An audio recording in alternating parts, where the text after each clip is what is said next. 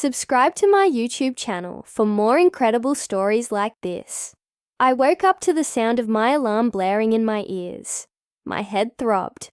My body felt heavy, like I'd been buried under layers of exhaustion. Something was wrong. I squinted at the clock. 7:45 a.m. My heart stopped. The exam was at 8. It would take at least 30 minutes to get there. Panic surged through me like a tidal wave. I scrambled out of bed, my limbs sluggish, my mind foggy. I had set my alarm for 5:30 a.m. the night before. I was supposed to wake up, early revise, and head to the test center with plenty of time to spare. So why? Then, I saw it. A half-empty glass of brown sugar water on my desk. My favorite. My boyfriend Jason had brought it over last night. Drink up, he had said, smiling. It'll help you sleep better. The realization hit me like a truck. Jason had drugged me. My stomach turned as the memories from the night before came flooding back. I had been stressed about the entrance exam, the most important test of my life.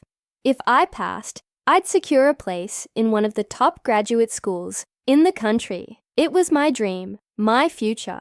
But Jason didn't want that. He had always been insecure, always afraid of being left behind. He had failed his own exams miserably and convinced himself that getting a master's degree was pointless. Why waste years studying when you can start working right away? He had argued. But the truth was, he didn't want me to succeed because it would highlight his own failures. And now, because of him, I was about to lose everything. I grabbed my phone with shaking hands. Jason had left a message. Babe, I'm so sorry. I know you overslept. But maybe this is fate. Now we can stay together. I'll take care of you. I promise. Fate. He had the audacity to act innocent after what he did. My blood boiled. But I had no time for rage. I grabbed my bag and sprinted. Out the door. By some miracle, I arrived at the test center just in time. I was the last person to enter the hall. My hands were still trembling as I picked up my pen, my head still hazy from whatever he had put in my drink. But I forced myself to focus. I had to. After the exam, I confronted him. Jason didn't even try to deny it. He smiled like he had done me a favor. Lena, you don't need a degree. Just marry me. My parents already agreed. They'll even give a dowry. We can be happy. Happy. Something inside me snapped. The years of supporting him, of making excuses for him, of sacrificing my own happiness so he wouldn't feel insecure. It all came crashing down at once. I had spent so long trying to make him feel better about himself, only to realize he had never cared about me at all. I left him that day, blocked his number, walked away from that toxic excuse of a relationship. But the damage was done. I missed out on my first choice school. My dreams slipped through my fingers because of him. And for what? I spent years struggling to rebuild my life, working multiple jobs just to stay afloat. Jason, meanwhile, moved on like nothing had happened. He latched onto another girl, someone he could manipulate just as easily. In the end, he got what he wanted, a woman who would support him while he did nothing. But fate had its own plans. The next thing I knew, I was waking up in my old dorm room, the same room I had lived in during my final year of undergrad. My phone buzzed, displaying a date that sent chills down my spine. It was the past. I had been reborn. Everything was exactly as it had been before. Jason ruined my life. Except this. Time. I remembered everything. The betrayal, the lies, the years I wasted. And I was not about to let history repeat itself. This time, I wouldn't be the naive girl who fell for sweet words and empty promises.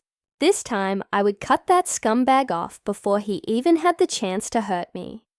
I looked at my phone. A message from Jason popped up on the screen. Morning, babe. Hope you slept well. Want me to bring you some brown sugar water? A slow smile spread across my face. Oh, Jason. This time, you're the one who's going to lose everything. I stared at Jason's message for a long moment, my fingers hovering over the keyboard. If this were before, if I was still that naive girl, I would have smiled, thinking how sweet he was to bring me my favorite drink. But now, knowing what I knew, all I felt was disgust. I could already picture him standing outside my dorm with that same easygoing grin, pretending to be the perfect boyfriend, while secretly plotting against me. He thought he had me wrapped around his finger. He had no idea the game had changed. Instead of responding, I got up and looked around my dorm room, taking in every detail.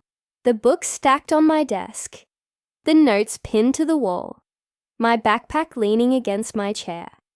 It was all exactly as I remembered. My heart pounded as reality sank in.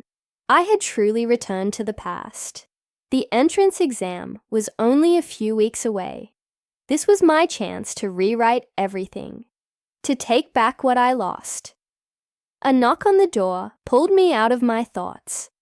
I already knew who it was. Lena. Babe, I brought you something. Jason's voice was as smooth as ever. I took a deep breath, forcing myself to stay calm before opening the door. There he was, standing with that same fake smile, holding out a bottle of brown sugar water. I know you've been stressed about the exam, he said. Drink this. It'll help. I had to fight the urge to laugh. He had no idea I already knew what he was planning. I reached out, taking the bottle with a grateful smile. Thanks, Jason. You're so thoughtful. His shoulders relaxed, clearly pleased with himself. Anything for you, babe. I just don't want you to overwork yourself. You know, maybe we can go out later, take a break from studying. In my past life, I would have felt guilty. I would have worried that I was neglecting him. But now, I saw it for what it really was.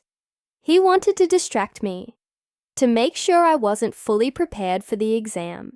Not this time. I put the bottle down on my desk and gave him a soft look.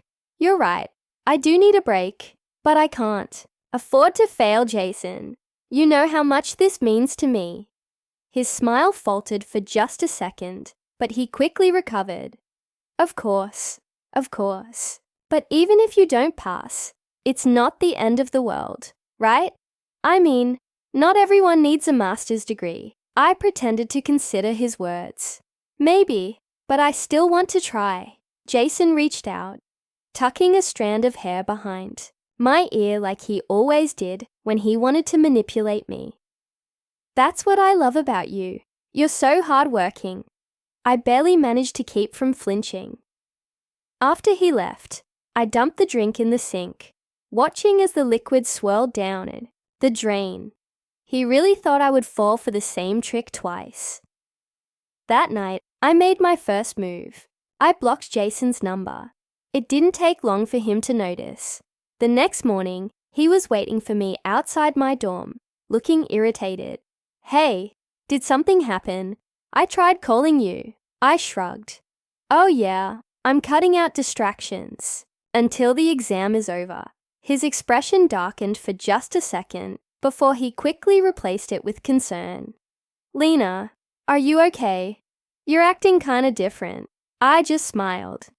I guess I'm just focused. Jason didn't like that. He tried to push harder, texting me from different numbers, showing up at my classes, finding excuses to talk to me. But no matter what he did, I kept my distance. The more I ignored him, the more desperate he became.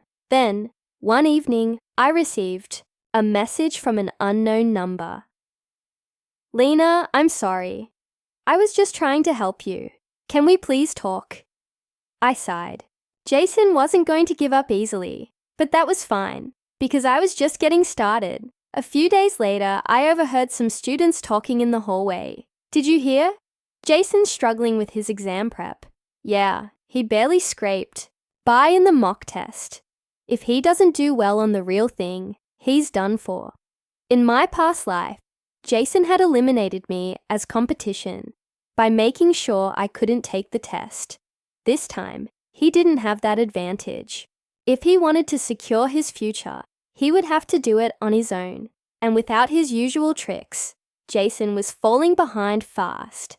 I watched as he grew more and more frustrated, his confidence crumbling with each passing day. He was so used to taking shortcuts, to having someone else clean up his mess, but now there was no one left to save him. Then, one night, he showed up at my dorm again. His usual charming mask was slipping. His eyes were wide, almost desperate. "Lena, I need your help." I crossed my arms, feigning confusion. "With what?" "The exam," he admitted, rubbing the back of his neck. "I'm struggling." I tilted my head, pretending to be sympathetic. "But Jason, I thought you said a master's degree wasn't important." He let out a forced laugh. "I mean, it's not, but, it's still good to have options." I almost felt bad for him. Almost. "Well," I said, smiling sweetly, "I'm really busy with my own studies. Maybe you should ask someone else." Jason's expression hardened. For the first time, he was realizing that I wasn't the same girl who would drop everything to help him, and that terrified him. He took a step closer, lowering his voice. "Come on, Lena. After everything we've been through, you're really gonna turn your back on me like this?" I met his gaze, unflinching. "Yes." Jason clenched his jaw, his hands bowling into fists. He was losing control, and he knew it. And then, just like that, he forced a smile. "All right, I get it. You're stressed. But don't worry, babe. I'll always be here for you." I watched him walk away, my stomach twisting with unease. Jason wasn't giving up, and I had a feeling he was about to do something even worse. For the next few days, Jason left me alone, but I knew it wasn't over. He wasn't the type to accept defeat so easily. And I was right. It happened the night before the exam. I was in the library reviewing my notes one last time when I received a message from my roommate, Sophie. "Lena, you need to come back to the dorm now. There's a problem." My heart pounded. I immediately packed my things and rushed back. As soon as I stepped into the dorm, I froze. Jason was there.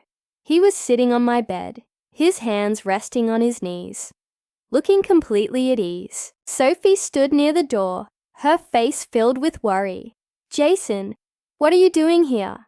I asked, my voice sharp. He gave me an easy smile, like this was normal. "I just wanted to talk." I turned to Sophie. "Why did you let him in?" She shifted uncomfortably. "He said it was important." I didn't know what to do. Jason stood up slowly. "Lena, you've been avoiding me, ignoring my calls. I get it. You're mad. But this has gone too far." I crossed my arms. "No, Jason. What went too far was you trying to drug me so I'd fail." His expression flickered for a second before he let out a soft chuckle. "That's crazy. Why would I do something like that?" I took a step closer, lowering my voice. "Because you needed me to fail so I'd stay with you, so I'd keep working and supporting you. But you messed up, Jason. I know everything now." His smile vanished. "Lena, listen." "No." I cut him off. "You listen. I'm done. I don't owe you anything." Jason's jaw clenched. He glanced at Sophie, then back at me, his hands twitching at his sides. For a moment, I thought he might lash out. Then, suddenly, he let out a breath and smirked. "Fine. You want to do this on your own. Go ahead. But don't come crying to me when you fail." I met his gaze without flinching. "I won't," Jason scoffed, then turned and walked out of the dorm. I didn't watch him leave. I just exhaled, feeling a weight lift off my chest. The next morning, I sat for my exam, and this time, nothing stopped me. I poured everything I had into those questions, my mind sharp and clear.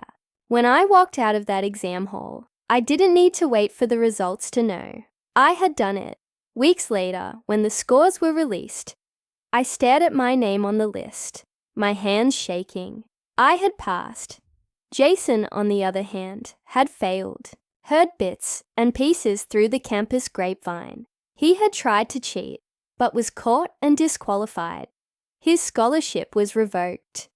His future, the one he had relied on me to secure, was gone. He sent me one last message. I hope you was happy. I didn't reply. I didn't need to, because for the first time in a long time, I truly was.